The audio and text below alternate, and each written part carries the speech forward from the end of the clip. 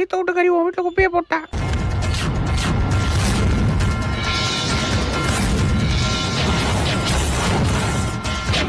இன்னைக்கு என் வீட்லயே குப்பையை போடுறியா?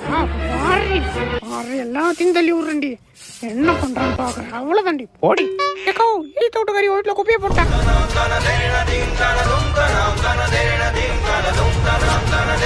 என் வீட்லயே குப்பையை போடுறியா? இப்ப பாருடி, எல்லா குப்பையும் தள்ளி விடுறேன்டி. இப்ப பாரு பாரு.